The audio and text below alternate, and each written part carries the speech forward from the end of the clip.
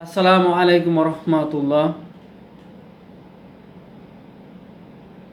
দাড়ি রাখলে আপনার অনেকগুলো উপকার হয়, তাই দাড়ি রাখতে হবে।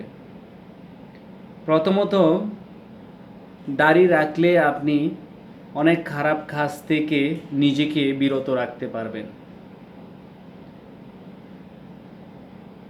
আর সবচেয়ে গুরুত্বপূর্ণ হচ্ছে দাড়ি রাখলে খারাপ নজর কারো দিকে পড়বে না।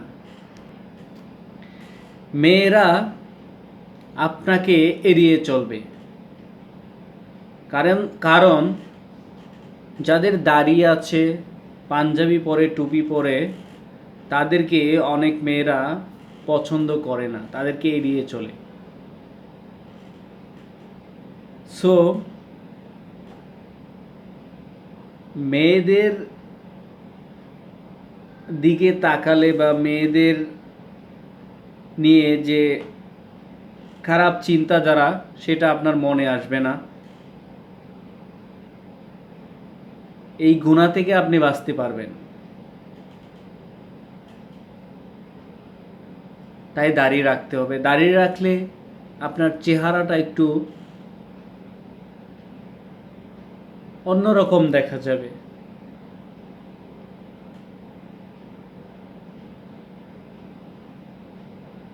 আর মুসলিম মানেই হচ্ছে আমাকে বোঝাতে হবে যে আমি মুসলিম।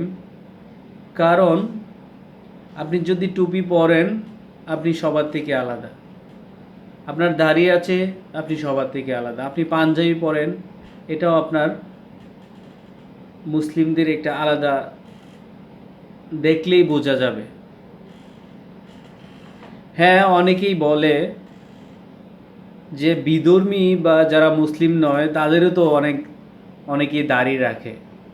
ঠিক আছে, মানলাম, কিন্তু ওই ব্যক্তি হয়তো দাড়ি রাখে কিন্তু টুপি পরে না, অথবা টুপি পরে দাড়ি রাখে না, পাঞ্জাবি পরে না। কিন্তু আমরা তো তিনটা একসাথে করি, দাড়ি রাখবো, পাঞ্জাবি পরবো, টুপি পরবো, নবীর সুন্নত মানবো। তাহলেই কিন্তু আমরা তাদের থেকে পৃথক বোঝাতে পারবো। কারণ ইসলাম হচ্ছে শান্তির ধর্ম। তাই শান্তি পেতে চাইলে, নিজেকে শালীনের মধ্যে রাখতে চাইলে আপনাকে এগুলো করতে হবে। এগুলো করেন, দেখবেন খারাপ কাজ থেকে আপনি বিরত থাকতে পারবেন। সো দাড়ি রাখার চেষ্টা করুন, পাঞ্জাবি পরার চেষ্টা করুন, দেখবেন আপনার মন ভালো হয়ে যাবে। আসসালামু আলাইকুম রহমতুল্লাহ।